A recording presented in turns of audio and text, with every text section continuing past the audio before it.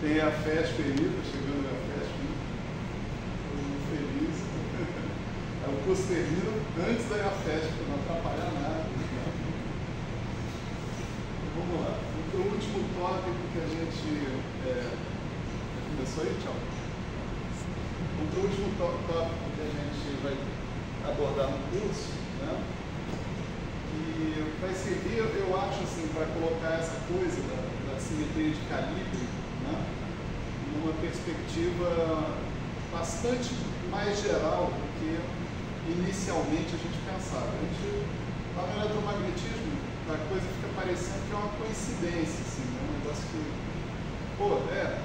tem essa simetria aí, né? Então, mas, na verdade, isso tem uma origem, uma razão profundamente enraizada nos primórdios da mecânica clássica, né? E a gente vai abordar essas razões, né, por trás da simetria de calibre agora, né? Essa última coisa que a gente vai ver que é a última visão alternativa que vocês vão ter sobre o eletromagnetismo desse curso. Tá certo? Então vamos lá. Vamos nos concentrar no problema de passar aberta a janela nisso, fala assim.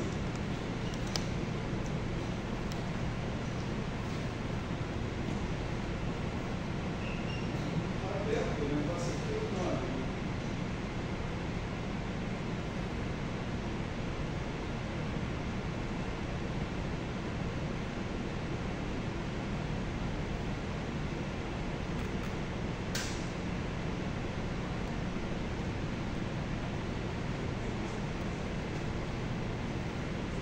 Então, como eu estava dizendo, vamos pensar na questão de passar do formalismo lagrangiano para o formalismo hamiltoniano, né? O formalismo lagrangiano é onde a gente começou, né? Porque é mais fácil, dentro do âmbito desse formalismo, a gente visualizar quantidades covariantes relativísticas, né? Por exemplo, o lagrangiano é escalar de Lorentz, né? Isso virou um requisito fundamental. Se a gente quer descrever um sistema que tem a simetria de Lorentz, a coisa mais natural que a gente tem a fazer é pedir que o lagrangiano seja um escalar de Lorentz. A gente viu que isso tem consequências através do teorema de Meder que fazem com que a gente consiga calcular imediatamente uma série de quantidades importantíssimas para os nossos sistemas dinâmicos, tipo energia, momento angular, essas coisas todas, né? Além do fato de que você está construindo uma teoria, se a lagrangiana é escalar de Lorentz, a sua teoria, automaticamente as equações de movimento são também invariantes de Lorentz, covariantes de Lorentz, né? Então, o nosso ponto de partida natural foi o formalismo lagrangiano, né? Só que na mecânica quântica, né, o ponto de partida natural não é exatamente o formalismo lagrangiano, né? Como a gente aprende, né, pelo menos nos cursos de mecânica quântica não relativista, a pedra fundamental, né, dentro da mecânica quântica é a hamiltoniana, e por uma boa razão, né? A boa razão é que o hamiltoniano faz o papel do gerador de transformações potencialmente de simetria, que são as translações temporais. O hamiltoniano é o gerador de transformações temporais. Qualquer curso de mecânica clássica lá da graduação que aborde transformações canônicas vai falar do hamiltoniano com esse papel, gerador das translações temporais. O hamiltoniano, como tudo que interessa para a gente na física, quase, é verificar a evolução temporal das coisas, né? O hamiltoniano desempenha um papel central dentro da física. Por que a gente não parte do hamiltoniano num sistema relativístico? Porque o hamiltoniano não é um escalar de Lorentz, né? O hamiltoniano é um pedaço de um quadrivetor. O quadrivetor energia-momento. Então, o hamiltoniano é componente zero do quadrivetor. Então, ele não é um escalar. ele se transforma como componente zero no quadro vetor. Então não é tão simples, do ponto de vista relativístico, construir o hamiltoniano ao invés de construir o lagrangiano. Por isso que a gente parte do lagrangiano. Mas a gente precisa, na mecânica quântica, do hamiltoniano, por causa da equação de Schrödinger. A equação de Schrödinger envolve o hamiltoniano explicitamente, e não é à toa que ela envolve o hamiltoniano, porque ela trata da evolução temporal dos vetores de estado e, portanto, o hamiltoniano vai ter que desempenhar um papel central aí nessa história. Você pega e fala que a energia está associada simultaneamente com um certo operador do espaço de Hilbert, mas também como gerador das translações temporais, que a gente sabe que é DDT, tá certo? Claro que para as unidades desse negócio darem certo, você precisa de um H cortado. E você precisa de um I para isso aqui, são operadores Higginsianos. Então, a equação de Schrödinger é simplesmente você pegar essa visão da energia e igualar com essa visão da energia. Então você precisa de um operador que vai fazer o papel de gerador de translações temporais. Com esse operador na sua mão, você escreve imediatamente a equação de Schrödinger. Isso é válido independente de você estar falando de uma teoria relativista ou de uma teoria não relativista. Certo? Isso é um argumento muito geral. Muito geral. Então, na mecânica quântica, eu espero ter convencido vocês que o objeto interessante, pelo menos dentro do formalismo chamado canônico da quantização, é o hamiltoniano. Certo?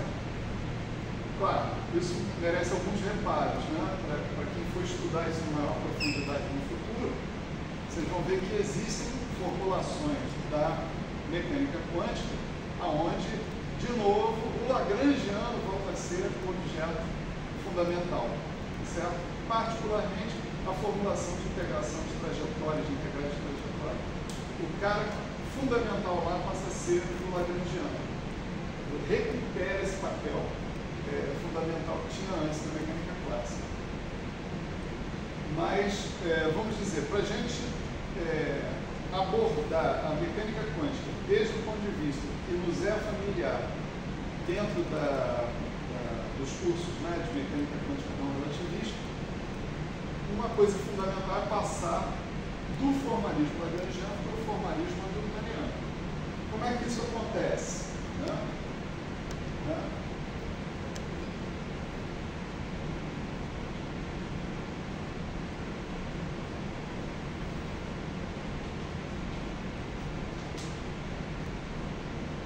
Usualmente isso acontece por meio de uma operação que nós chamamos de transformação de Legendre. Então a gente primeiro define um conjunto de variáveis, isso é uma definição. Lembrem-se, nós estamos dentro da formulação lagrangiana. Então, eu vou pegar a lagrangiana e vou calcular a derivada parcial da lagrangiana em relação às velocidades generalizadas, certo? Q ponto I. Qs I e QI são as coordenadas generalizadas. Q ponto I são chamados de velocidades generalizadas. A lagrangiana é a função de QI e Q ponto I. Então, a gente define um conjunto de objetos, PI, que é essencialmente DL de Q ponto I. E esse negócio que está aqui vai me dar uma certa função, um certo conjunto de funções, FI, de QI e ponto I. Certo? O que você faz com esse conjunto de funções é inverter esse conjunto de relações para escrever os Q pontos em termos dessas novas variáveis T e das antigas variáveis Q. Tá certo? Então, o próximo passo aqui é você escrever Q.I como um conjunto de funções, vamos chamar de GI, de QI, PI. Certo? Portanto, o que nós chamávamos de velocidade generalizada, que no formalismo lagrangiano constituía variáveis independentes, as coordenadas generalizadas eram independentes, eram tomadas como independentes das velocidades generalizadas.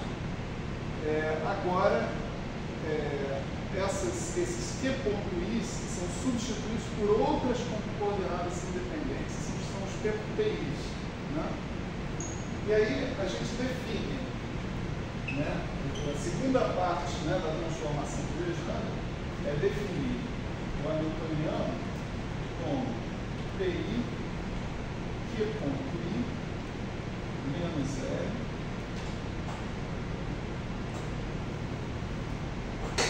Q.I agora tomado como função de QI e PI, certo? Eu vou usar para Q.I essas funções GI que eu defini aqui, tá? Menos L QI Q.I QI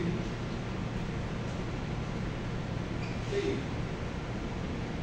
Então, a coisa é assim. Onde eu escrevo Q.I aqui, eu substituo por Q.I como função de QI e PI. Onde eu escrevo Q.I lá na expressão lagrangiana, eu substituo pela função de QI e PI que eu obtive anteriormente. Né? O resultado aqui é obter um H, que é a função de PI e QI apenas. Certo?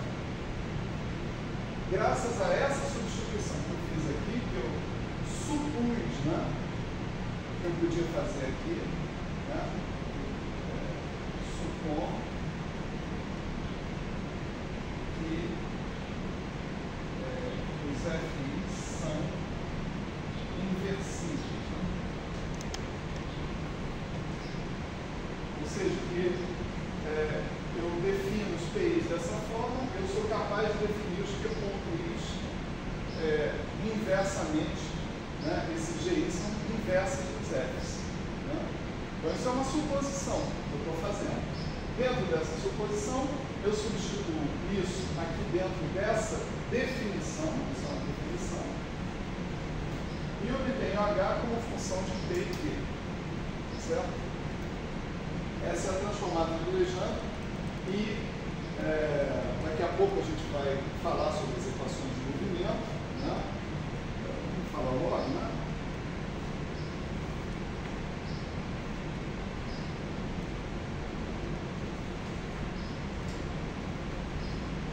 Vamos falar logo sobre as equações de movimento.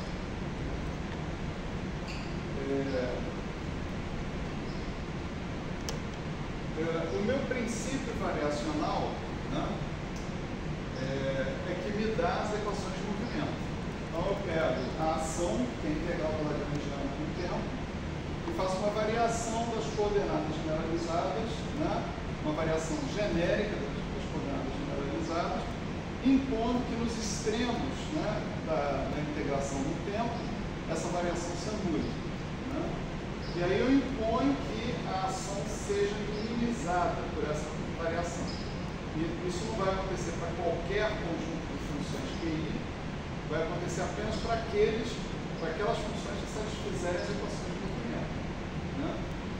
Então, no nosso princípio variacional, a gente impõe que esse ΔL é zero, produz coisas que se anulam nos extremos da variação. Isso é a variação de PI, Q.I menos H. Né? Essa variação, ela pode ser escrita desse jeito.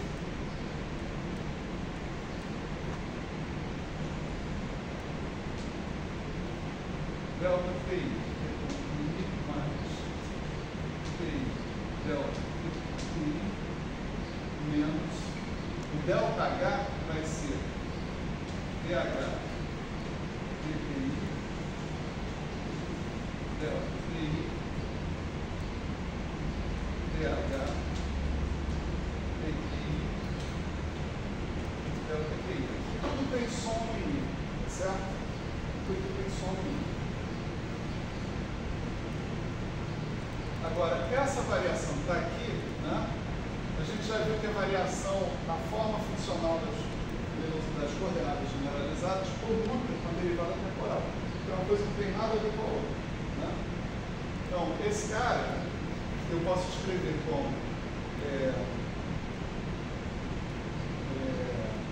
menos P ponto I delta de I mais um DDT PI delta QI, certo? Se aplicar DDT, isso daqui você vai ter P ponto delta QI, que vai cancelar com esse, e depois PI DDT de delta QI, que é delta Q ponto I, tá certo? Um termo como esse não produz efeitos nas equações de movimento, porque ele se anula nos sistemas de integração. Né? Então, daqui você tira o seguinte, você tem Q ponto I menos DH dPi delta QI mais prontinho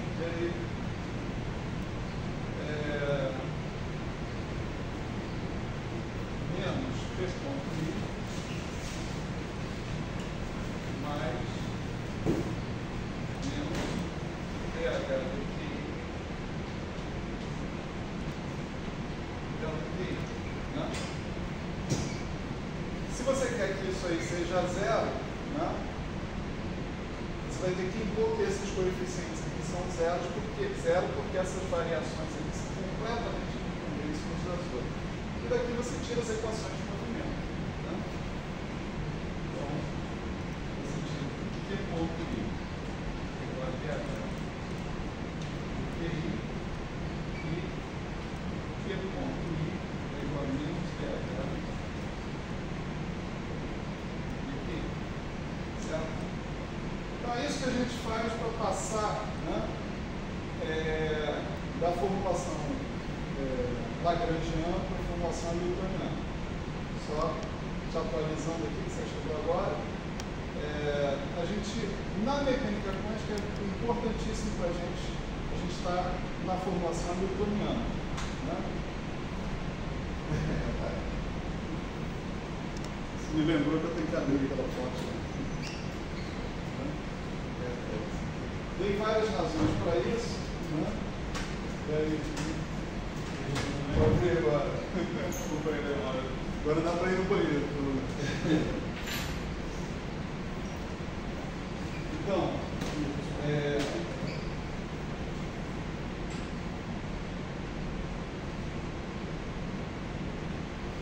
a gente começa na formulação lagrangiana, mas na mecânica quântica é bastante conveniente a gente começar com uma formulação hamiltoniana, principalmente porque a gente está interessado numa equação dinâmica para os vetores de estado. Né?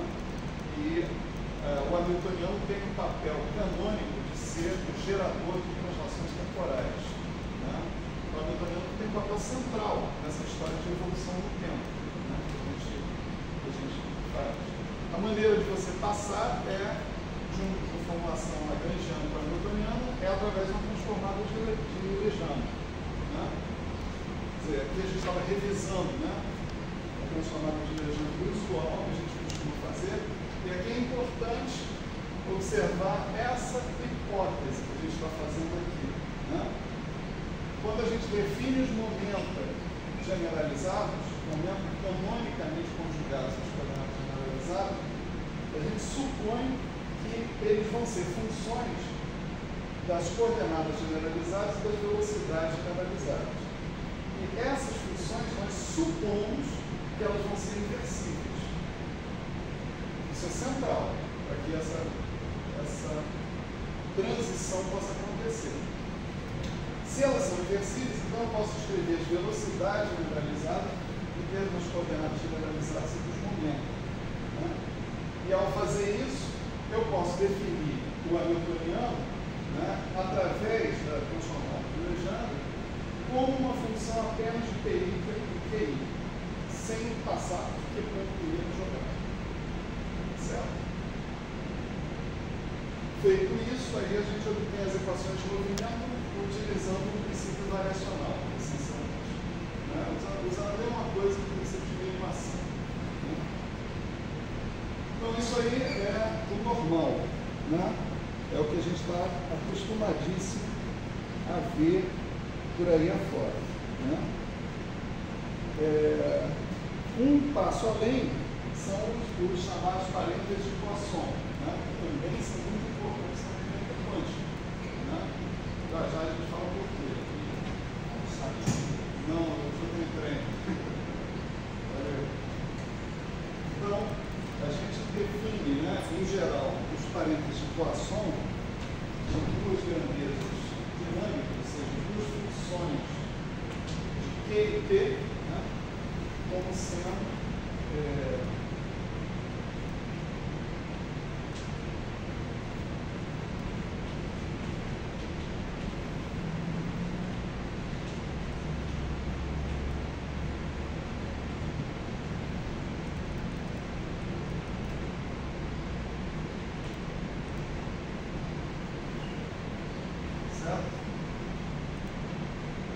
isso implica, em particular, né, essa definição implica que os parênteses de equações de QI com PJ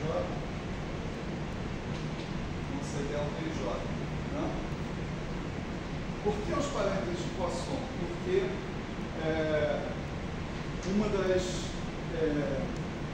operações mais importantes na mecânica quântica é justamente saber que tipo de operadores do espaço de Hilbert eu vou associar com as minhas variáveis dinâmicas. Aí eu falo, posição é uma variável dinâmica. Né?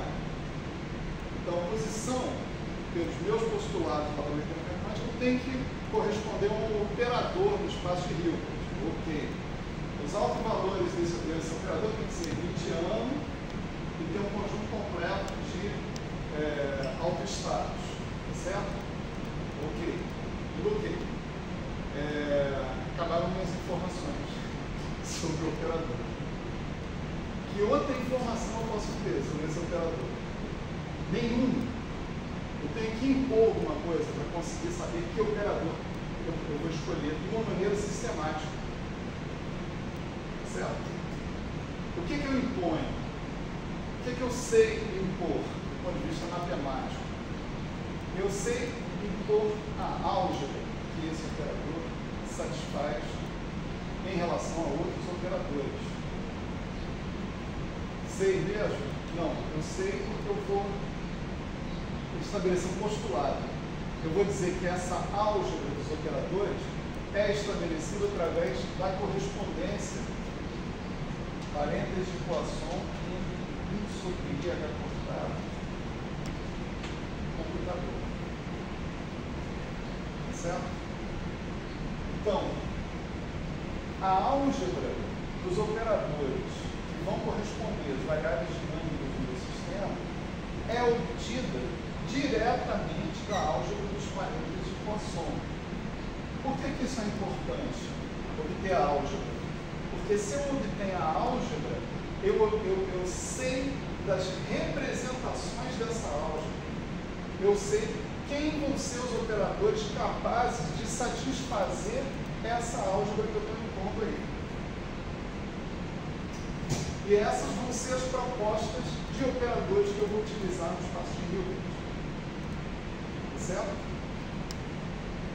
Por exemplo, né, os casos mais emblemáticos, né, quando você fala X e P, né, um sistema unidimensional, etc. e tal, você vai falar de operadores X e T, que a priori você não sabe quem são, tá certo? Mas você sabe que um exemplo de operadores x e p que satisfazem essa álgebra é um operador dos seguintes tipos: x vezes a identidade e 1 sobre IH cortado P dx. Esses operadores satisfazem essa álgebra. Certo? Então, eu posso representar x por esse operador, que é a multiplicação por uma constante, essencialmente, e p por esse operador, que aí já é uma matriz, um espaço infinito com infinito contínuo, de base contínua. Né? No capítulo 2 do Cohen, né, tem um complemento, né, onde ele faz uma coisa fantástica, que ajuda a gente a perceber a importância desse negócio que está aqui. Ele pega e fala o seguinte: suponha que eu tenho Q e P, dois operadores que satisfazem a essa álgebra de computadores. Computadores Q por P é igual a IH cortado. Suponha que eu tenho essa álgebra. Então, eu consigo mostrar que Q pode ser representado por Qzinho vezes a identidade e P pode ser representado por 1 sobre IH cortado P dq. Certo? Então, a álgebra, ela determina quem são os operadores capazes de satisfazê-la. Essa não é a primeira vez que a gente ouve falar disso. Né? A álgebra de momento angular, que a gente aprendeu, né, a resolver, né, na mecânica quântica normal, ela determina que matrizes são capazes de representar essa álgebra, as três componentes do momento angular. A gente chega a matrizes unidimensionais, bidimensionais, tridimensionais, tetradimensionais, matrizes específicas. Certo? Então, a álgebra tem poder, o sangue de Jesus tem poder. Certo? Quer dizer, esse passo aqui, você pegar o parênteses de Poisson e mandar tornar essa álgebra equivalente à álgebra dos computadores, lá na mecânica quântica, a natureza dos objetos é completamente diferente. Aqui são funções, aqui são operadores, né? Mas a álgebra é correspondente. Você está impondo essa álgebra.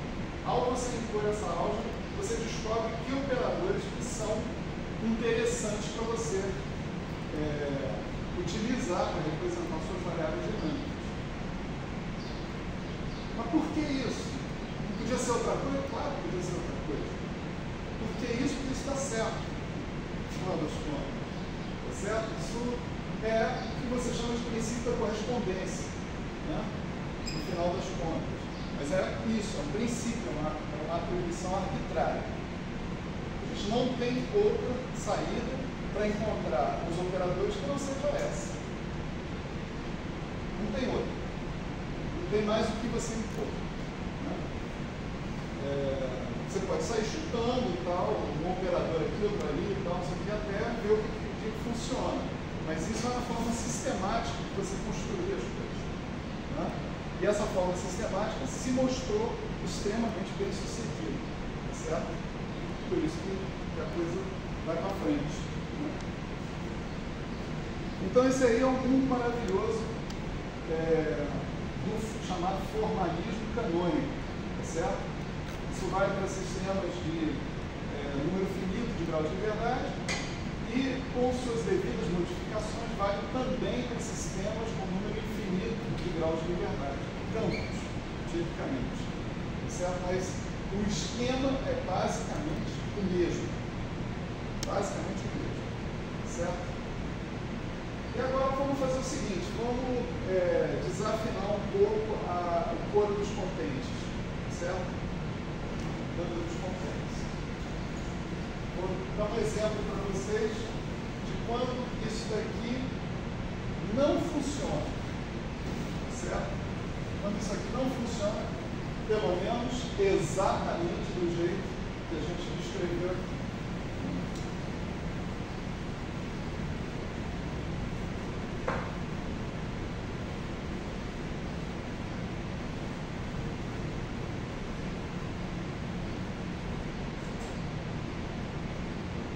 Então vamos supor que a gente parte desse lagrangiano aqui, lagrangiano bem patológico, certo?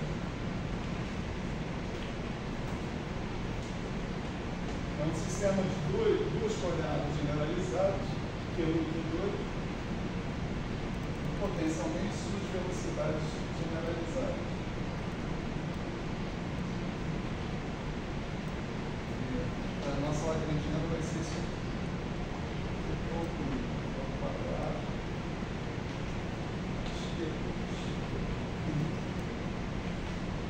mais 1 menos alfa,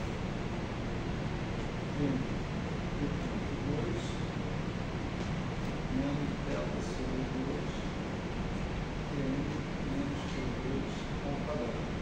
Esse alfa e beta são constantes. Depois, se você quiser, você pode estudar o que acontece com esse sistema para vários valores de alfa e beta. Certo? Então você vê, aqui você depende de Q1, Q2, Q.1 e Q.2. Depende de tudo isso. Então vamos aplicar a nossa receita de bolo que a gente acabou de definir aqui. Né? Eu vou pegar o Q.1 e vou definir o momento canonicamente conjugado a ele. Que a gente aprendeu a definir dessa forma. PL de Q.1. Tá? Então, se eu aplicar isso daqui aqui, eu vou ter Q.1 mais Q2, certo? Derivar em relação a Q.1, cai Q.1 aqui, cai Q2 aqui. Não tem mais Q.1 no lugar nenhum. Essa daqui é maravilha, não tem problema nenhum. Então aqui você pode pegar o Q.1 e escrever como Q1 menos Q2. Então isso daqui é uma certa função, vamos chamar ela de F1. E aí o que? Esse conjunto de variáveis para aqui, tudo perfeito, funcionando normalmente. O P2, eu vou fazer a mesma coisa, que é Q.2. Aqui não tem Q.2, aqui não tem, aqui tem. Então eu vou ter 1 menos alfa, Q1, e aqui não tem Q.2. Certo? Então, tem uma situação curiosa na minha frente. Aqui é Q.2, não Q.2. Ah, é verdade. Q.2.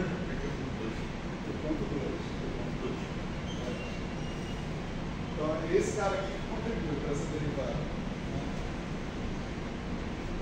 A situação curiosa aqui é que essa relação, esse lado direito da coisa, não depende de Q.2. Então, aquela história do gerar Q.2 como função de P2, Q2, Q1, P2, P1, etc. e tal, furou, acabou de furar. Não consigo. Porque para a gente passar por hamiltoniano, a gente precisa de Q.2 função. Potencialmente sim. Né? Mas aí o Q.1 também não funciona. Não, o Q.1 não funciona. Mas ele vai funcionar de Q.1. Não, Q.1 tem que ser uma função das coordenadas e dos momentos. E ele é. Esse não é o problema. Isso está tudo bem. O problema é você não poder escrever o Q.2 também como uma função das coordenadas e dos momentos. Uma função que você consiga inverter para deixar o Q.2 sozinho em função dos outros. Né? Esse é o problema. Né? Bom, isso que está aqui, né, pode ser visto, né, enxergado como uma espécie de relação dividida. Né?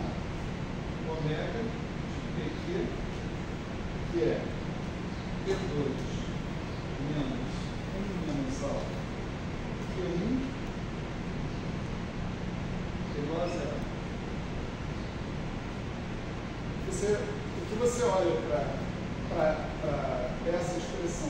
enxerga é o seguinte: em princípio, quando eu comecei essa brincadeira, ou aquela brincadeira ali, né, todos os P's, todos os Q's eram variáveis independentes umas das outras.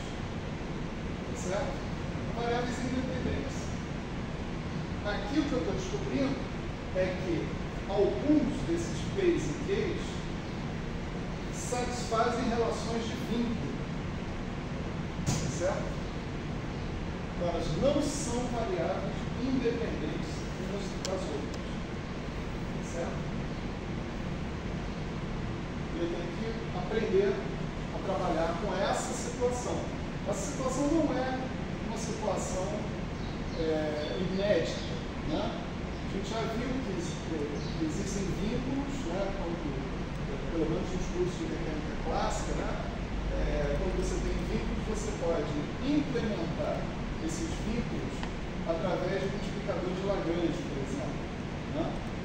E dentro do formalismo, né, para implementar isso, na sequência desse formalismo você acaba determinando esses multiplicadores de Lagrange e resolvendo a dinâmica do sistema. E não tem grandes obstáculos em relação a isso. Porque uma coisa análoga deve ser possível, só que não no nível lagrangiano, e sim no nível hamiltoniano. Esses vínculos são vínculos no espaço de fase, né? Nós chamamos de espaço de fase o espaço do momento das coordenadas generalizadas. Então, esses são vínculos envolvendo as variáveis no espaço de fase. Tá certo? Então, no espaço de fase, você tem lá, né? Aqui é um multi-eixo, né? Q1, Q2, Q3, etc. P1, P2, P3, tarará. E o que esses vínculos estão significando é que a evolução dinâmica do sistema está se dando numa certa superfície particular do espaço de fase. Tá certo? Quer dizer, em princípio, a evolução dinâmica poderia cobrir o espaço de fase todo. Né? Mas, aqui, a priori, você já diz que isso daqui define uma certa superfície no espaço de fase, tal que apenas sobre ela é que vai ser possível fazer calcular a evolução dinâmica do sistema. Certo? Bom, teimosos nós somos, e a gente, e se eu tentasse prosseguir e obter o hamiltoniano do mesmo jeito?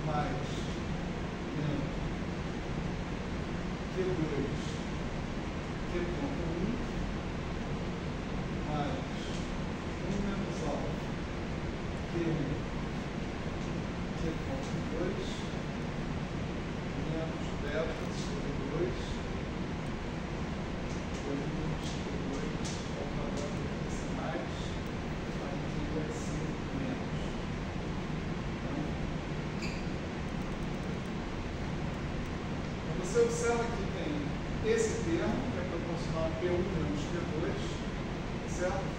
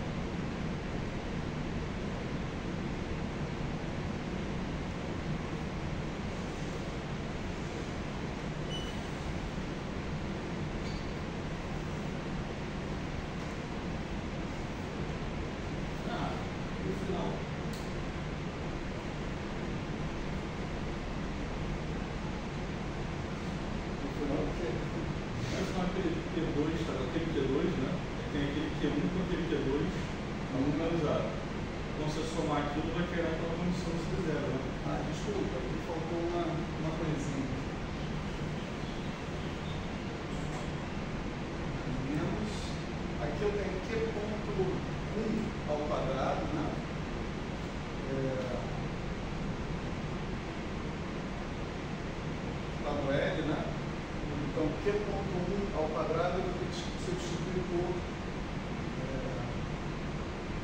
meio, né, de Q1 menos Q2 ao quadrado.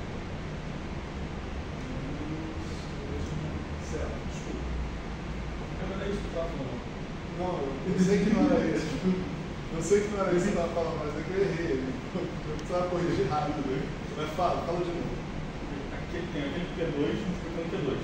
E tem menos 1 menos alfa, que é 1 multiplicando Q2. Aí você põe o Q2 em evidência e cai na coisa que tem que dar zero, né?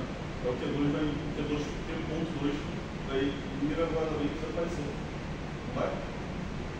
Mais ou menos. Mas é isso. A ideia vai ser essa.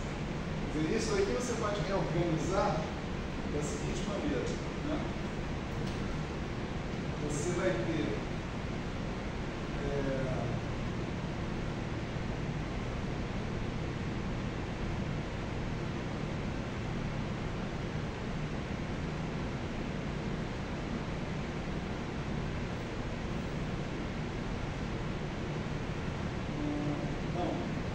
mais uma vez, desculpa, um outro erro, né? Q2, P1 menos Q2. Pronto. Aí, agora sim. Agora sim. Né? Então aqui, ó, você tem P1 menos Q2 e P1 menos Q2. Aí você vai ficar com P1 menos Q2 ao quadrado. Esse P1 menos Q2 ao quadrado vai subtrair P1 menos Q2 ao quadrado sobre 2. Você vai ter um meio Q1 menos Q2 ao quadrado. Certo? Aí em seguida, você vai ter mais Q2 menos 1 menos alfa, Q.2 mais delta sobre 2, Q1 menos Q2 ao quadrado. Então, a tela vai simplificar. Como eu disse, né? Esse objeto que está aqui é exatamente o cara que eu chamei de ômega. Né? Faço ele igual a zero? Depende.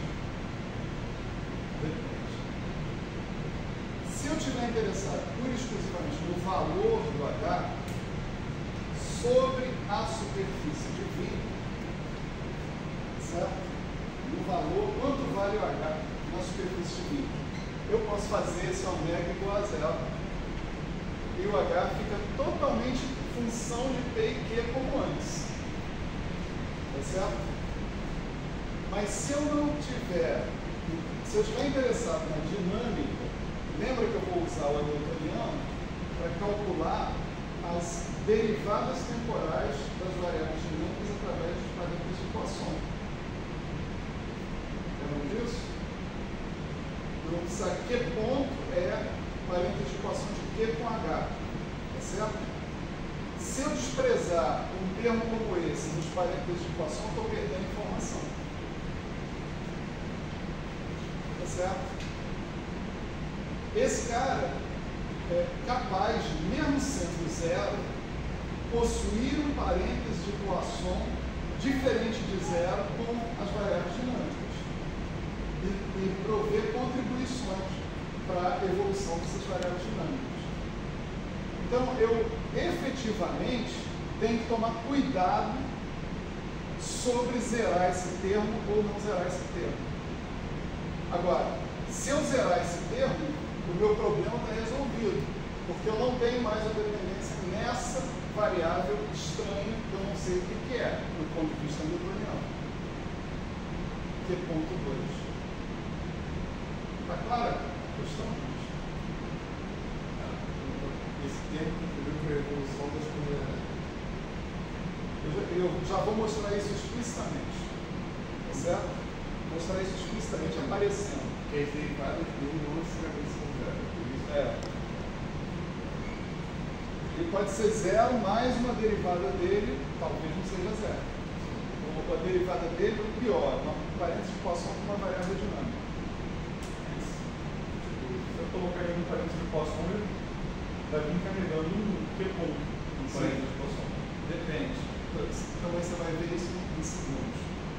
A gente vai contornar esse problema. Tá? Então, se eu ignorasse essa evolução, é como se eu saísse da superfície. Você está fazendo uma coisa errada, no final das contas. Porque esse termo, estando dentro do hamiltoniano, né, ele vai gerar contribuições que você não está levando em conta. Certo? O que eu quero dizer é o seguinte, que essa situação é uma situação que o Dirac enfrentou, né? Tem um livro fantástico. Os livros do Dirac são assustadores, eles são finos demais. Um livrinho de 50, 60 páginas. Entende? Você olha, beleza, vamos embora. Aí você entra naquele negócio e você se desespera. Né? Que é muita densidade, é muito claro tudo que ele escreve, mas ao mesmo tempo muito profundo. Né? E o Dirac sentiu a necessidade de distinguir dois tipos de igualdade. Ele chama uma certa igualdade de igualdade forte, que é quando essa coisa acontece independente dos vínculos. Tá certo? E ele chamou de igualdade fraca, que é quando uma coisa acontece impondo que os vínculos são nulos. Tá certo? Então, quando você diz que o hamiltoniano, né, é fracamente igual, né, a 1 meio de P1 menos P2 ao quadrado, mais beta sobre 2 P1 menos P2 ao quadrado, você está falando de uma igualdade fraca, porque ela só se efetiva quando você toma esse vínculo como sendo nulo. Certo? E quando você escreve que o hamiltoniano, quando você escreve que o ômega é também fracamente zero, você está falando, eu estou supondo que os vínculos são nulos. Né? Agora, o ômega em si, como função de Q e P, ele não é zero. Ele tem uma expressão lá, que é essa expressão que está aqui. Tá certo? Ele não é zero e ele pode ter parênteses de Poisson não triviais com as variáveis dinâmicas. Certo? Então, eu acho muito engraçado que acabei de só falar. A igualdade é de uma forma separação dos valores e da outra coisa para os valores ele prefere mudar o significado de igualdade. Né? Mas você falar, em certas regiões vale algo, em outras regiões vale outra coisa. Você vai ver que criar uma nova igualdade. Com o tempo, com o hábito, você vai ver que isso é mais rápido de falar do que você falar todo esse raciocínio o tempo todo. Então, se você assimilar esse conceito de igualdade fraca, as coisas ficam mais simples. Você fala, essa igualdade é verdadeira se eu usar fortemente a questão de que os vínculos são zero. Tá certo? Quando é que eu não vou usar fortemente isso? Quando eu estiver falando da possibilidade desses casos estarem envolvidos dentro de parênteses de Poisson. Aí sim. Se eu falar que o hamiltoniano não está envolvido em parênteses de Poisson, eu posso escrever fortemente aquilo ali. Mas se ele estiver potencialmente envolvido dentro envolvido num cálculo envolvendo parâmetros de Poisson, eu não posso escrever fortemente isso. Aí eu escrevo fracamente isso. Porque, assim, o ômega, na verdade, ele vem da definição do P2, né? Então, quando você faz isso, você está meio que libertando o P2 da definição dele. Não, assim, Libertando o P2. Porque, tipo, uma coisa que eu tenho que escapar, P2 é igual aquilo. Então, pelo que o P2 é, pela definição do P2, aquele ômega parece que sempre seria zero, né? Eu gosto de falar, suponho que o P2, suponho que isso não define o P2, né? Suponho que o P2 seja uma função, uma variável livre, que o ômega é uma função do espaço, né, de P2 e Q1. Aí ele é uma função qualquer. Você virou de ponta cabeça assim. Isso que você falou em relação à igualdade fraca. Na igualdade fraca, liberta o P2 da definição dele. É isso que você está dizendo. Aí eu concordo plenamente. A igualdade fraca é sem dúvida.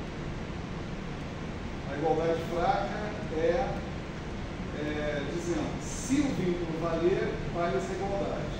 Se o vínculo não valer, essa coisa não é estritamente igual. Eu diria que se liberta o P2 da definição dele na igualdade forte. Que é onde... Sim. Eu concordo com isso. Tá. Mas por que você tem o direito de fazer isso? Porque o quê? Por que você tem o direito de fazer isso? No final você vai querer tomar a igualdade fraca sempre? Você vai querer restabelecer o vínculo? Depois de todas as contas? O meu problema é estabelecer a evolução dinâmica no espaço de fase. Tá certo? Eu estou trabalhando a evolução dinâmica em cima de uma certa superfície de vínculo. Mas, para eu calcular essa evolução dinâmica, a coisa mais simples que eu tenho a fazer é considerar essas variáveis como independentes. Se eu considerar elas como dependentes, eu complico tremendamente o meu problema. Essa é a coisa que o Dirac percebeu. Então, eu considero elas como independentes e vou usar um método de multiplicador de Lagrange, tá certo? Para implementar esse extrato. E aqui você observa o que é o Q.2. O Q.2 é um multiplicador de Lagrange. Ele vai aparecer aqui o ômega multiplicado por Q.2, que é, no fundo, uma função arbitrária, que você não tem ideia do que ele é. Você não pode calcular ele através da dinâmica. É muito esperto isso. Né? Assim, isso não é nem sequer uma coisa do Dirac, né? Isso é uma coisa do método mesmo de multiplicador de Lagrange.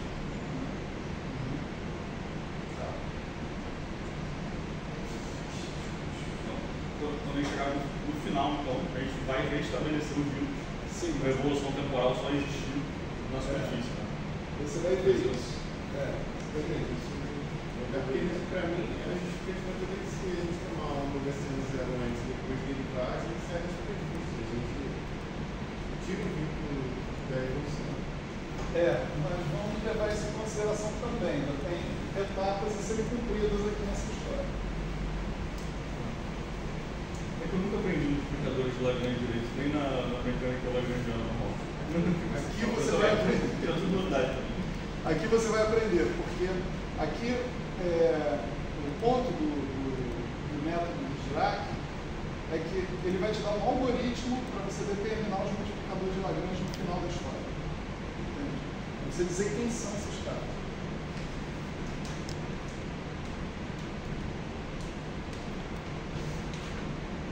Bom, vamos dar um passinho atrás, né, e observar o seguinte, né? Por que acontece isso, no final das contas? Por que para essa lagrangiana, especificamente, esse negócio acontece? Em que condições um negócio desse vai acontecer? Né? Imagina o seguinte, você está fazendo uma transformação de variáveis do Q ponto para o P, não é isso? Então você tem um jacobiano dessa transformação de variáveis. Né? Jacobiano define uma matriz, vamos chamar de W de J, que é DPI dq.j. Né? Isso daqui é o jacobiano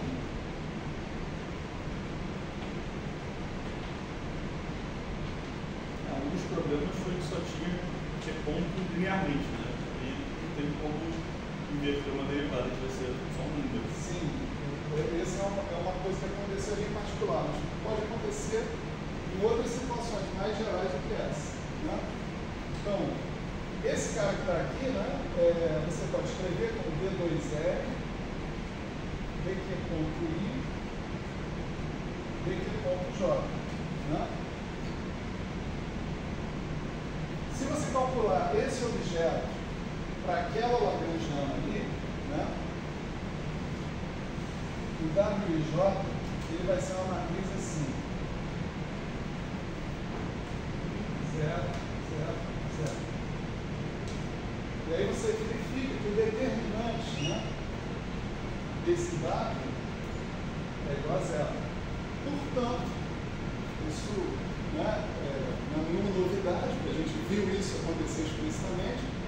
Se o determinante dessa matriz jacobiana é igual a 0, essa transformação não é inversível.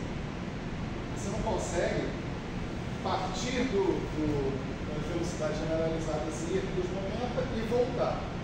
Você não consegue fazer isso. Então, todo sistema onde isso acontece é chamado de sistema dinâmico vincular. Tá certo? Pode ser por essa razão, pode ser por outras. Tá certo? Essa matriz que está aqui é chamada de Hessiana, matriz Hessiana. E ela é a matriz que você tem que calcular para saber se você está nessa situação ou não, sistematicamente. Certo?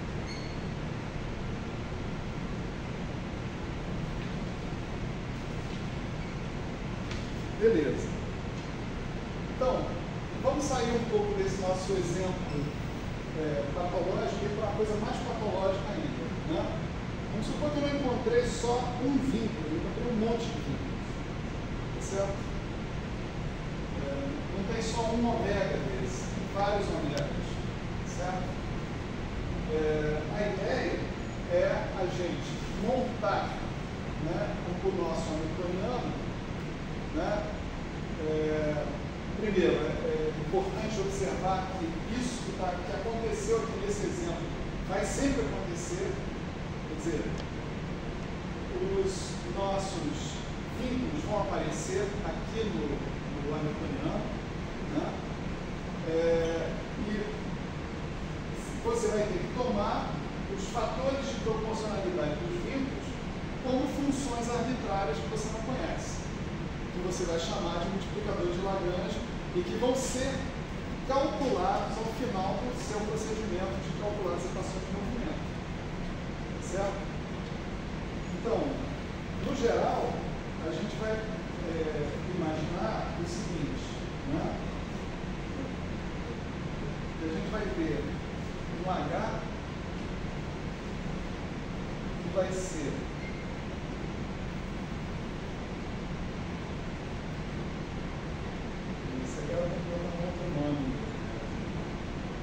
H total, né? Que vai ser o H original mais uma certa combinação linear desses vínculos que apareceram. Essa combinação linear está se parâmetros lambda alfa, os lambda alfa são os multiplicadores de Lagrange, e a ideia vai ser que ao final esses multiplicadores de Lagrange sejam especificados completamente. Certo? Só uma coisa para prestar atenção. A gente está separando a hamiltoniana desse jeito, ou o H sem o HT, sem o T, só o H. Já tem os ômegas, a gente está somando os ômegas do lado. Não, esse H é o H fraco. Eu estou supondo que o que eu estou chamando de H é esse cara aqui, só. Sem os vínculos. Quando eu estou somando aqueles vínculos ali, eu estou somando os caras que podem aparecer nesse H que está aqui, através do procedimento puro e simples da passagem pela transformada de Legendre. Certo? Vamos chamar isso de H total. Certo? O princípio variacional agora vai ficar da seguinte maneira, né? Eu tenho que o delta L é igual ao delta de T ponto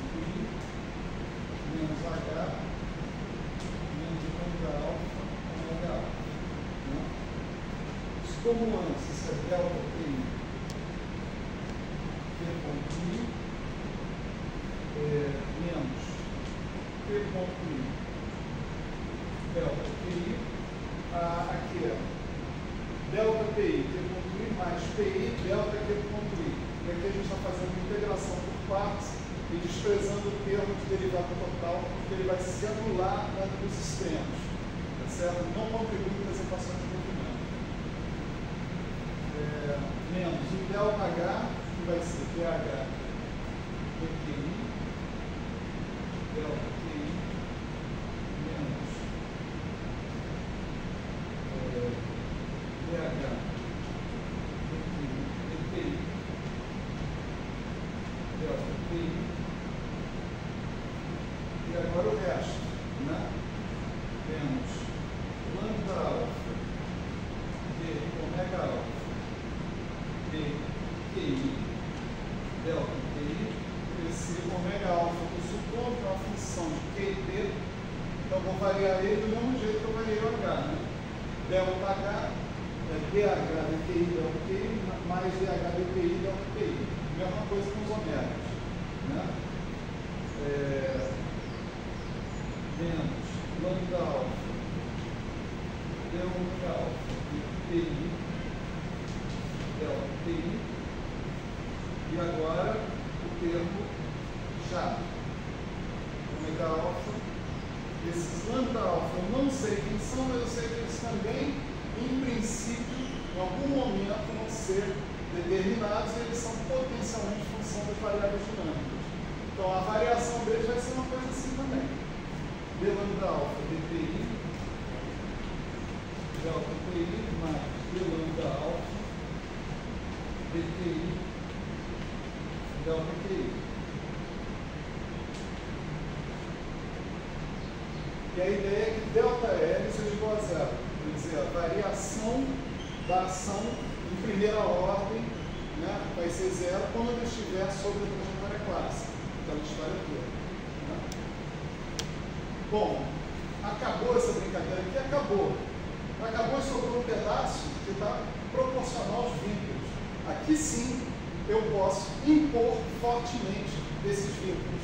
Quer dizer, esses vínculos não contribuem para as equações de movimento, a parte dos vínculos. Então, esse pedaço aqui que envolve essas derivadas desses lambdas em relação a P e Q, simplesmente some da história das equações de movimento. Essa foi uma pergunta que muitos de vocês devem fazer, para mim não lembro. Some das equações de movimento. Né?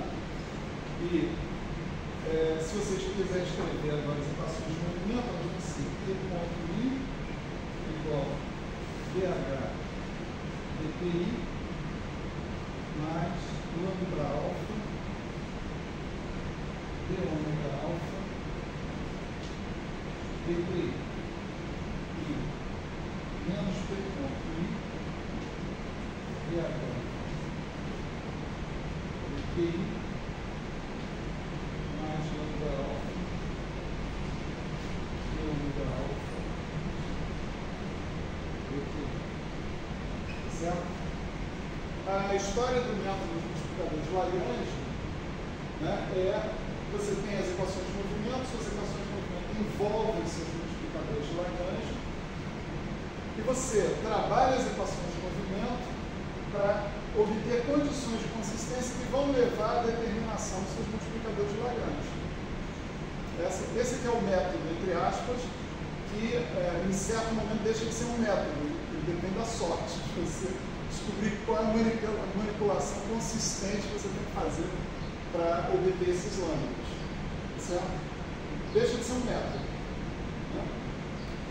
Mas, de qualquer forma, o que importa é que eles vão influenciar as equações de movimento. Suas equações de movimento são função de funções arbitrárias. Elas não estão bem definidas, né? Elas não estabelecem uma dinâmica consistente e completa enquanto você não disser quem são esses lambda alfa. Enquanto você não chegar lá. Certo? Essa é a nossa próxima tarefa. Né? quem são esses donos da árvore. E aqui é que o método do Dirac, de fato, se revela um método. Certo?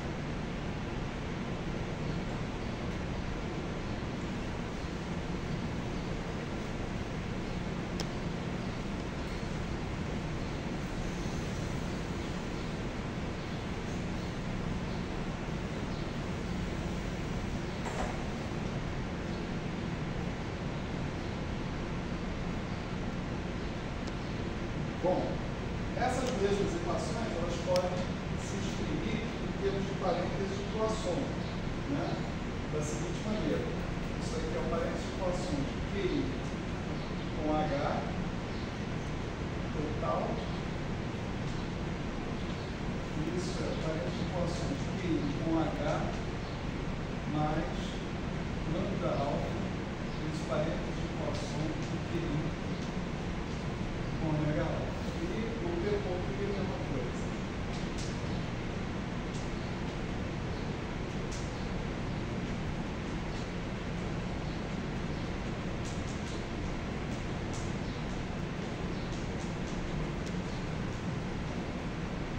Certo?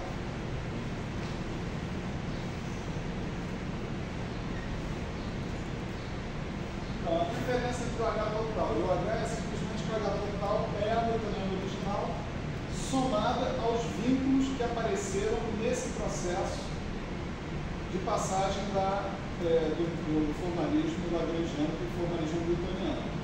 Certo? Esses vínculos, eles são chamados de vínculos primários. Tá certo? Vínculos primários.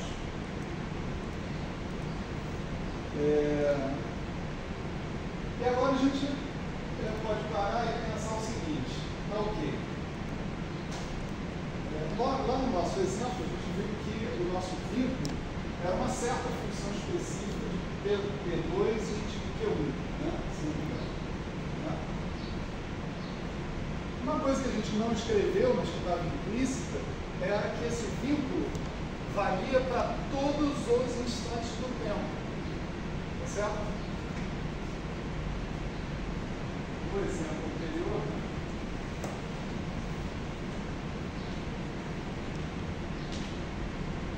deixa eu lembrar aqui como funcional do vínculo. Ômega é um ômega de P, que é P2 de P menos 1 menos alfa, Q1 de P. Isso é igual a zero. Ninguém falou que isso tem que valer para um tempo T específico. Isso tem que valer para todos os tempos T. Em qualquer tempo T, as coordenadas no espaço de fase têm que se relacionar dessa forma. A coordenada P2 com a coordenada Q1. Portanto, a forma desse vínculo tem que ser preservada no tempo. Se você calcular ômega ponto de T, isso tem que dar zero, ou melhor ainda, isso tem que dar fracamente zero. Isso tem que dar zero sobre a superfície de vínculos. Tá certo?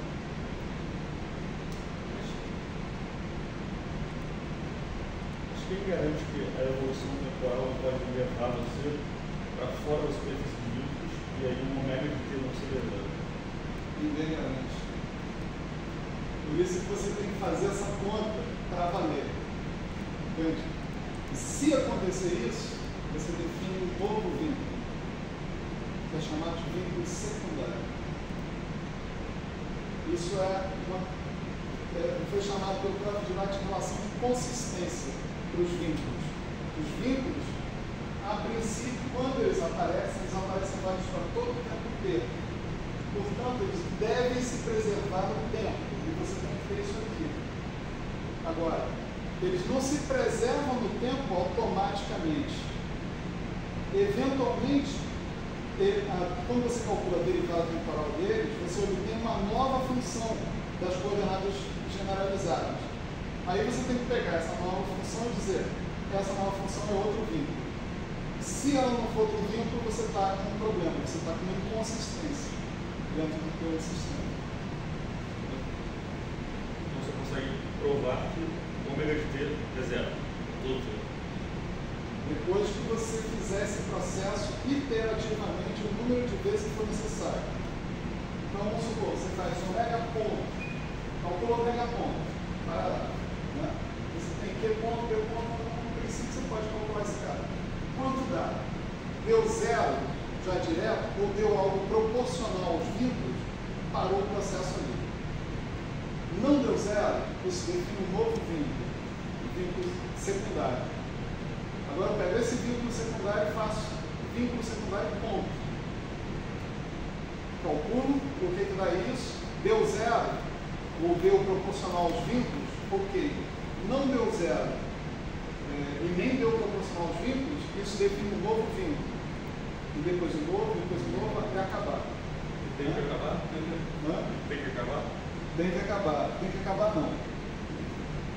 Eu tenho contra exemplo a todos os gostos. Né? Estou lembrando aqui do Clóvis. Né? O Clóvis estudou bastante sistema vinculado. O Clóvis me falou de um sistema que ele estava estudando. Conhece o Clóvis? Né? É aquele cara que está aí. Que era do fundão. Não. Não.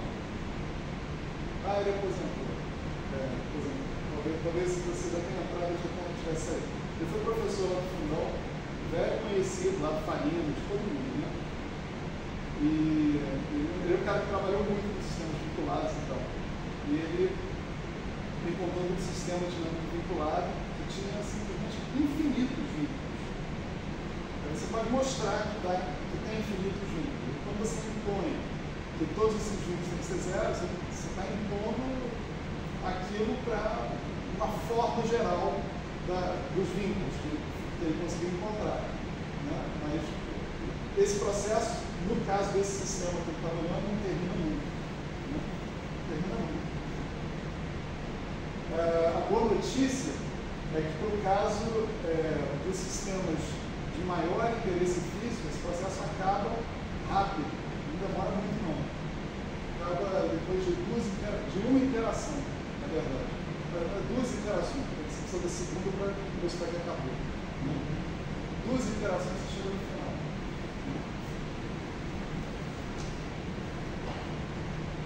Uma coisa crítica, né, que eu também esqueci de comentar. Se você pegar a Lagrangiana da gravitação, certo? Lagrangiana de Einstein-Hill, raiz de G vezes R, né? E você quiser passar para a Newtoniana, a formulação newtoniana, você vai encontrar uma coisa curiosa. Você vai encontrar que a Newtoniana é um vínculo. Ela não tem H. Só tem esse pedaço. O que isso quer dizer? Não, isso tem um exercício aqui para vocês treinarem isso. Sim, justamente no momento mas a tua newtoniana é o vínculo, pura e simplesmente. Ela já é o vínculo. Isso acontece com todos os sistemas invariantes por reparametrizações. Todos eles vão acontecer isso. Né? Então ali você vê a gravitação, né, vista do ponto de vista canônico, né, do ponto de vista newtoniano, ela mostra assim, a urgência que você tem de acessar esse problema.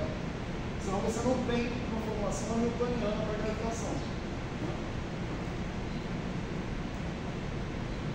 Esse era um comentário que era perfeito que eu tinha esquecido de fazer. Né?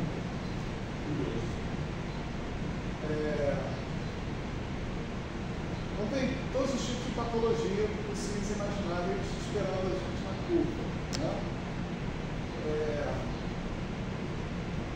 Mas, vamos dizer, essa observação do Dirac, de que os vínculos devem se preservar no tempo, ela é crucial para que a gente calcule os multiplicadores de Lagrange, no final das contas. Certo? Vocês vão ver como. Né? Então, Então vamos fazer o seguinte, vamos supor que nessa, né, no caso geral, nós vamos supor que a gente tem esse conjunto de vínculos ômega, vou chamar de φ alfa, vou chamar de ômega alfa,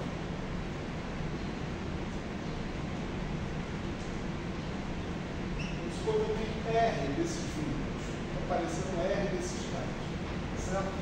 Eu impondo que esses vínculos se preservam no tempo, certo? Que ômega ponto alfa seja fracamente nulo, eu encontro mais K vínculos, certo?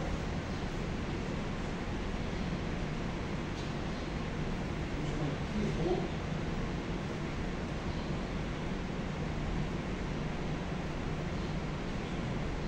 R mais 1, R mais K. Certo? Um K menor que F. K menor que F. Não. Não, pode ser mais vínculo. Pode ser até infinito. Meu Deus. Né? Então, esse conjunto grande aí de vínculos, né?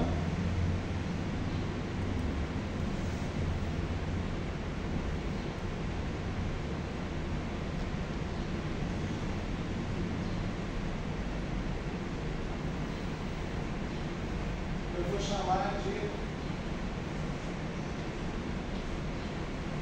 Φm, certo? Então esse Φm, esse cara que eu estou chamando de Φm, ele designa tanto os vínculos primários, certo? Quanto os vínculos secundários. Quando o M varia de 1 a R, você tem os primários. Quando o M varia de R mais 1 até R mais K, você tem os secundários. Certo? Essa aqui é a história. Então, o que esse conjunto de equações significa, né? Esse conjunto de vínculos significa que eu vou ter que as relações que eu chamei de consistência, né?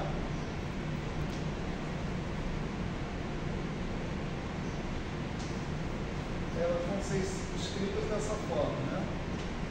Φm com H mais lambda delta Φm com Φ, certo? Esse delta aqui ele varia de 1 até R.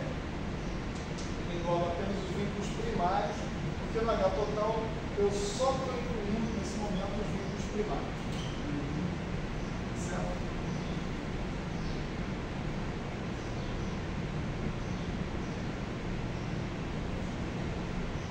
Aí você olha para isso aqui, essa equação aqui, isso aqui igual a zero, certo? Essa é uma equação linear não homogênea, certo? O que eu quero determinar nessa equação? De lambdas. São um conjunto de R mais K equações para determinar R incógnitas. Tá certo? R mais K, porque eu tenho uma equação para cada vínculo primário e secundário. Né? E R incógnitas, porque eu tenho um multiplicador de Lagrange para cada vínculo primário. Certo?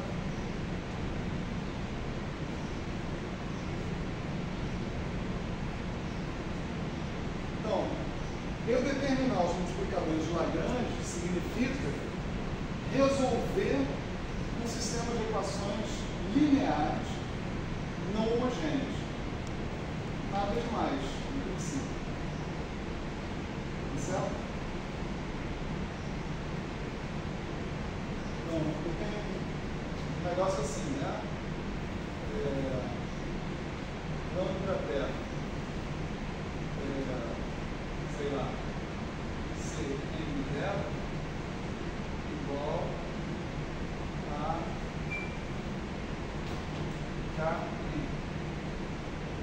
Certo? Uma conta científica. Só que você vê que essa matriz aqui, né? Que é o CN beta, ela não é uma matriz quadrada. Né? Porque o M varia de 1 até R mais K e o beta varia de 1 a R. Então não tenho como definir o inverso dessa matriz. Inversas eu defino como matrizes quadradas. Né? Então aqui entra um outro conceito, que é o conceito de posto da matriz. Né? O maior submatriz de determinante diferente de zero que eu consigo ali dentro, certo? Ali dentro da matriz CN beta. Né? A solução desse sistema vai ser o seguinte: lambda beta vai ser o beta mais um V beta. Esse o beta vai ser uma solução particular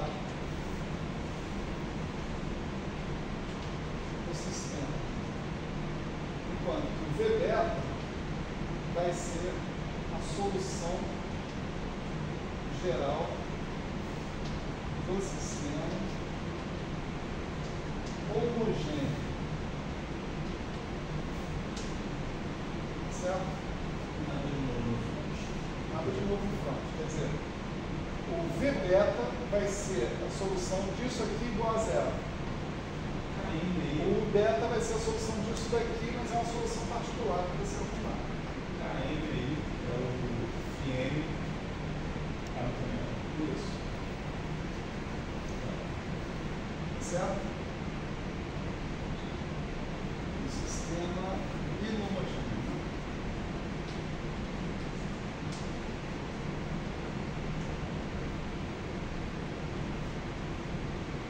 Bom, então, esses V betas, eles satisfazem isso aqui. V beta, CN beta, igual a zero. Tá? Como é que funciona isso? Você pode ter até A soluções, A maiúsculo, soluções linearmente independentes, dependendo do posto dessa matriz. Como eu disse, o posto é o maior subdeterminante diferente de zero que você tem na matriz. Esse A vai ser a dimensão. Agora eu não me lembro mais. Tem que fazer o espaço nulo. Alguma coisa nesse tipo, mas não tem uma dimensão da matriz, porque a matriz não é quadrada. A dimensão da extensão menor aqui. Tem um espaço nulo. O A vai ser a dimensão certa. De qualquer forma, né, o A ele exprime o número máximo de soluções linearmente independentes, e esse número máximo vai depender do posto da matriz. Como que vai depender, eu não me lembro exatamente. Acho que a dimensão da matriz não usa a dimensão do espaço nulo. Pode ser. Então, você vai ter VA beta com A igual a 1 até A soluções linearmente independentes dessa equação. Certo? De modo que a solução geral V beta vai ser VA beta, onde esse Azinho vai até esse A grande, certo? Então,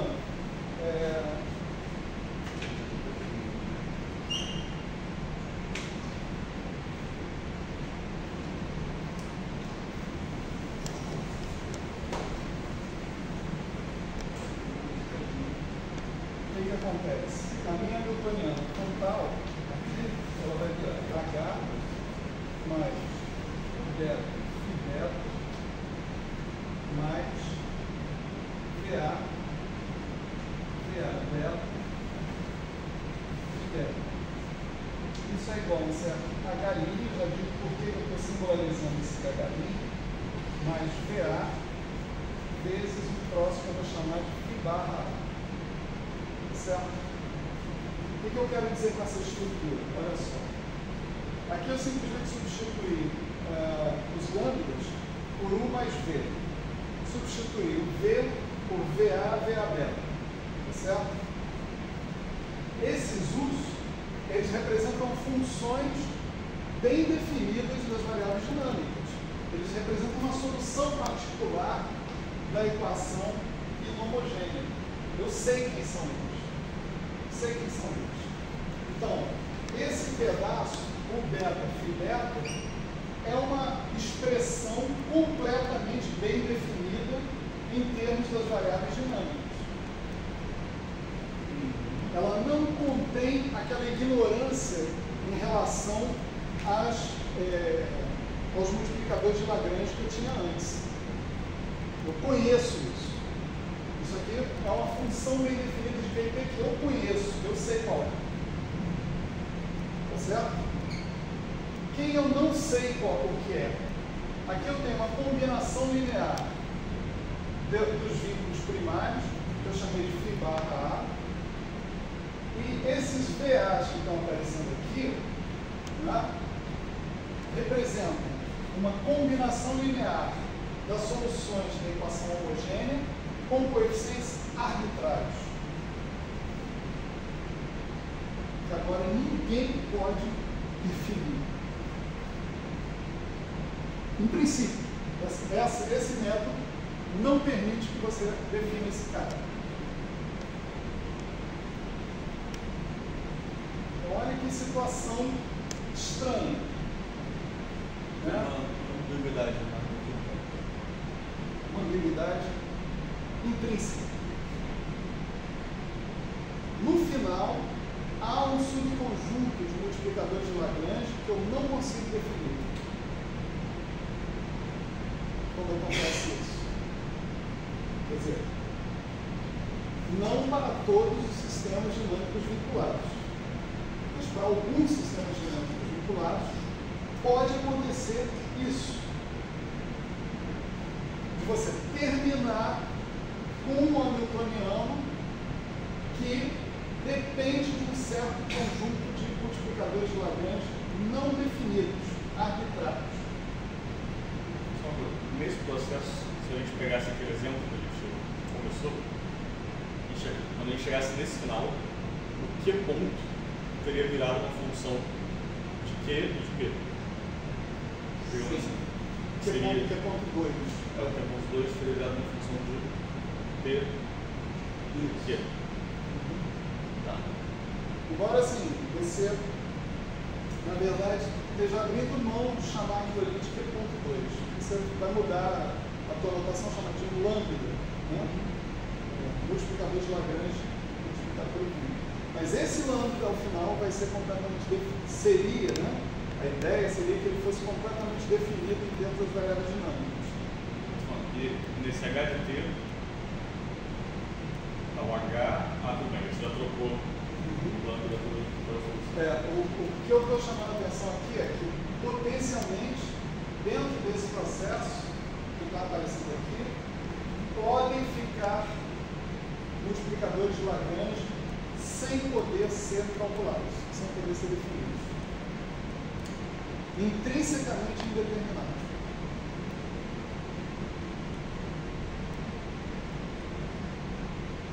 Outra notícia interessante. Isso acontece para todas as teorias relevantes. Fisicamente. Um amigo meu disse que, para ele, liberdade de calibre era uma coisa que aconteceu a partir de vínculos. Sim, você vai ver isso agora. E é isso a liberdade de calibre dos dois? Isso. Exatamente. Isso é a liberdade de calibre. Vamos ver como que aparece isso.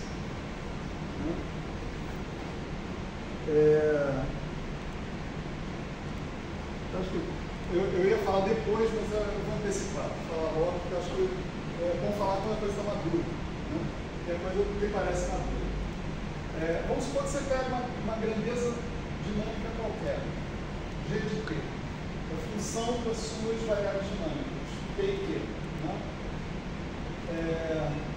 E você pretende se concentrar na evolução dinâmica dessa grandeza. Você quer calcular G de T mais delta T do G de T, tá certo? Então, em princípio, isso daqui é o G de T mais G ponto delta T, não é isso? Pelo menos série de T, né? Aí, isso daqui vira o G de T mais delta T vezes parâmetros de equação G com H' mais VA G com Φ barra A. Certo? Bom, essa é uma evolução dinâmica que você obteve supondo que você está usando um conjunto de multiplicadores de Lagrange específico, V. Mas quem falou que você é obrigado a usar só esse conjunto de multiplicadores de Lagrange? Você não determinou eles. Você pode usar qualquer conjunto de multiplicadores de Lagrange que você queira. Né? Então, eu posso usar um conjunto de multiplicadores W. Né? Então, aqui eu obtive um G e eu posso usar um outro conjunto para obter um G', que vai ser o G de T mais delta T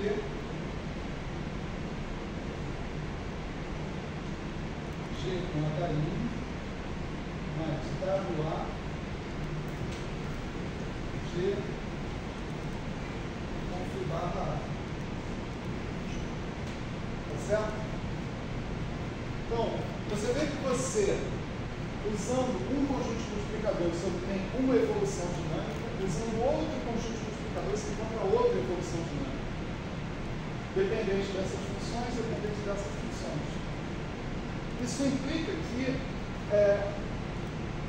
a variação dessas funções provoca uma variação na forma funcional da tua variável dinâmica, da tua grandeza dinâmica.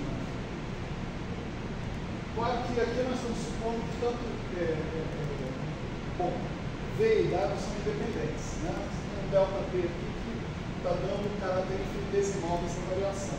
Né? Mas, se você subtrair o G do G',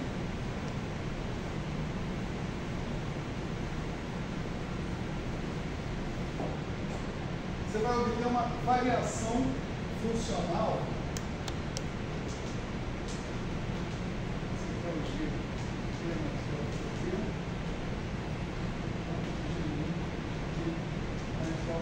E você está dizendo como que as formas funcionais variam desses dois casos, para o mesmo T mais delta T. Né? Então, quando você subtrai um cara do outro, esse cara vai embora, esse primeiro termo vai embora também, vai sobrar esse segundo termo. Isso vai ser delta T, VA menos WA, parênteses de equações do G com Φ barra A. Você pode pensar que esses parâmetros aqui, né, você poderia chamar de um ZA. Né?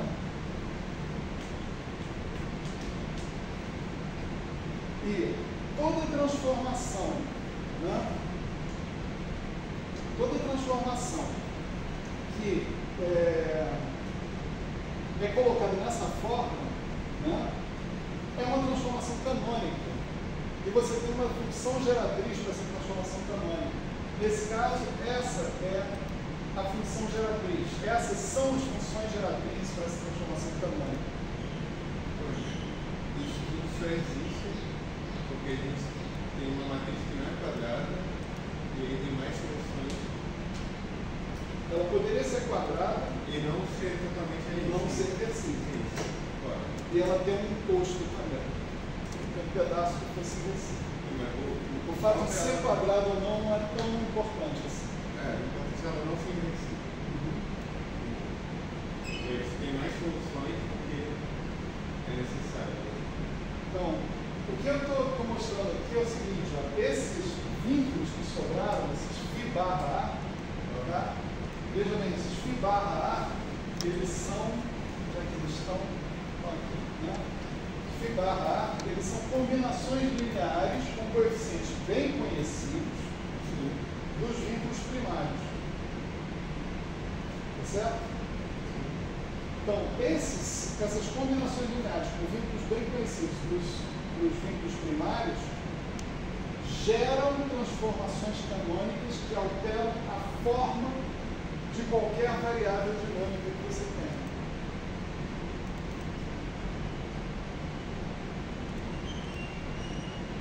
É claro que você espera que a dinâmica do seu sistema, né, para fazer algum sentido, você ter o sentido da evolução temporal, o próximo passo é você dizer o seguinte: já que essas variáveis dinâmicas são, em princípio, indeterminadas,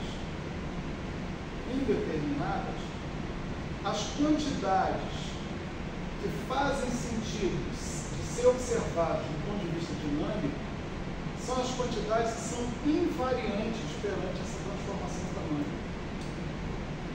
Que elas permanecem as mesmas perante essa transformação canônica. Essas quantidades que permanecem as mesmas, né, definem essa transformação canônica como uma simetria do teu sistema,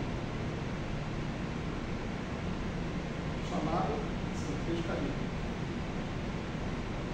Certo? Então, vamos lá, de volta para o campo eletromagnético, que a gente vai tratar explicitamente na próxima aula, tá? Quase chegando à próxima aula.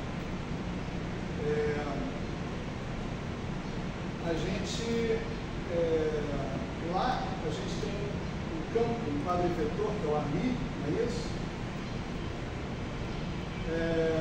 E você observa que as equações de movimento envolvem as 4 componentes do AMI, mas essas 4 componentes do AMI não são todas elas variáveis dinâmicas. Você tem uma simetria, que é uma simetria que a gente chamou de calibre lá atrás, né?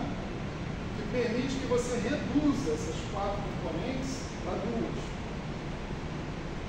Certo? São só 2 que eu preciso para escrever o sistema, e não as 4. Isso do ponto de vista lagrangiano. Do ponto de vista newtoniano é que a gente vai tratar um completamente, a gente vai ver como isso acontece. Né? Mas, mais uma vez, como o AMI é uma quantidade que varia por transformações de calibre, o AMI por si só não tem significado físico. Ele é utilizado para construir quantidades invariantes de calibre, uma delas tipicamente é o FMI, que essas sim vão ter significado físico, como seus campos elétricos e magnéticos. Então essa situação, embora ela pareça muito estranha, é exatamente a situação que a gente está acostumado a encontrar no eletromagnetismo. E a gente vai mostrar isso explicitamente para vocês na próxima vez. Certo? Vamos ver isso explicitamente. O eletromagnetismo se tratado dessa forma.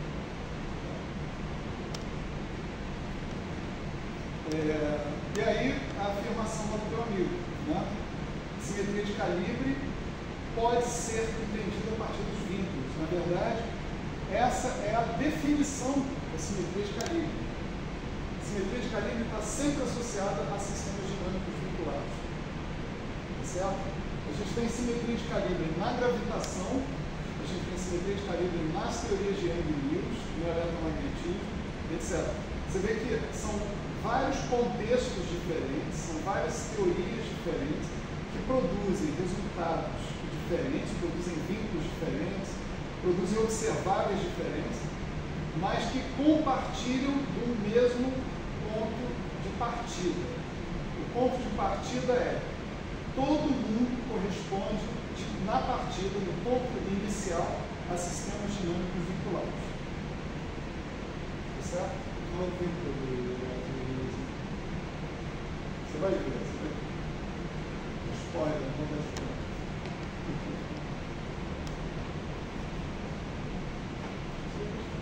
Essa história de simetria de calibre, para mim, pergunta totalmente fora de contexto. Mas palavra global, eu perdi a professor. Toda simetria local implica também no caso de uma interesse? Não.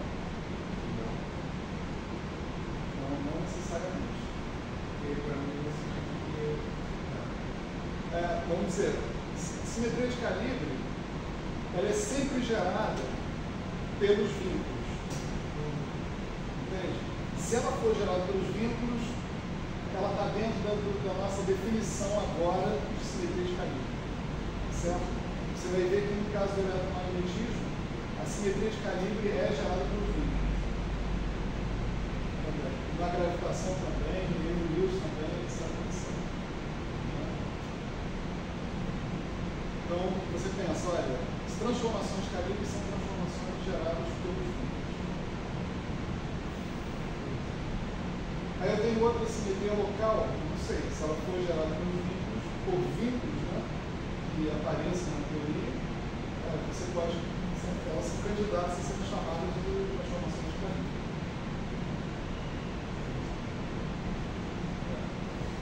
No início, as coisas só aconteciam naquela superfície, né, onde o vínculo valia. Mas continua acontecendo lá. Bom, só que aí, quando você libertou o P2, né, poder tomar qualquer valor, até valores que o vínculo não zero, no momento que você falou, a dinâmica está acontecendo tudo para fora. Aí você chegou nesse transformo final aí, por exemplo, a variável dinâmica.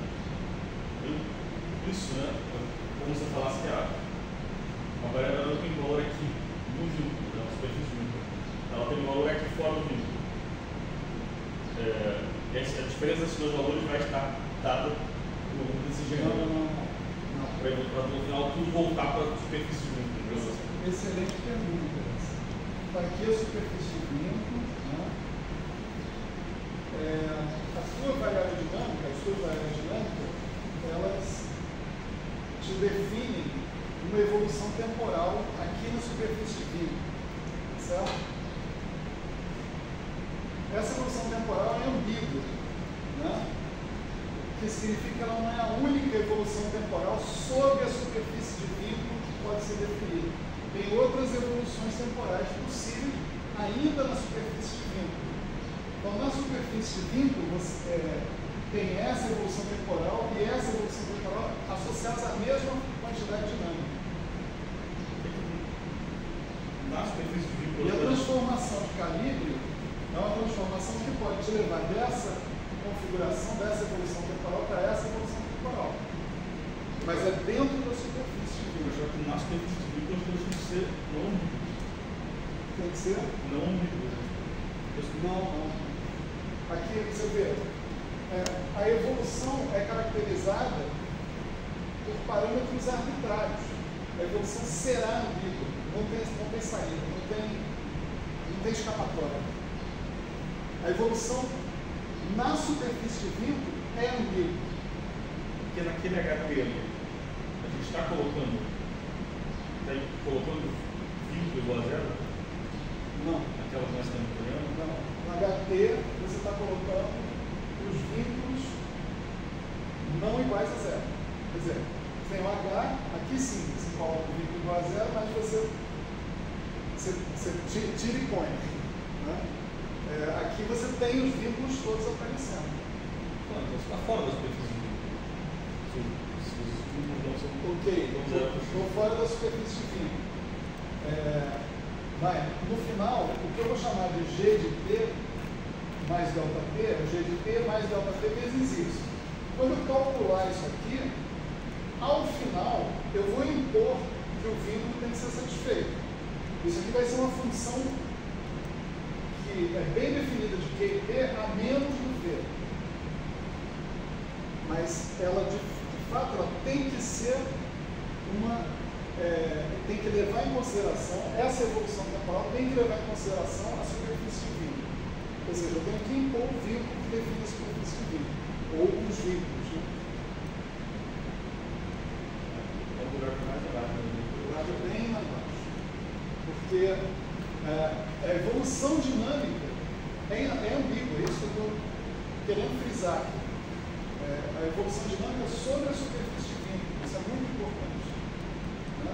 E essa transformações, elas geram, esse delta G aqui, elas geram transformações que ligam potencialmente uma evolução dinâmica com outra evolução dinâmica.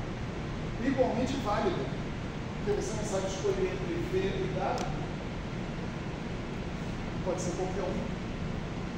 Então, a solução do enigma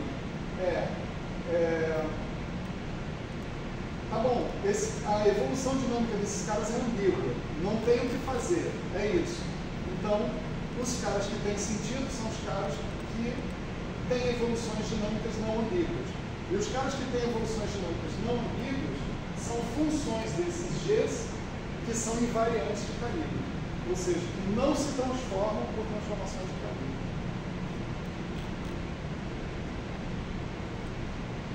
Essa é a ideia.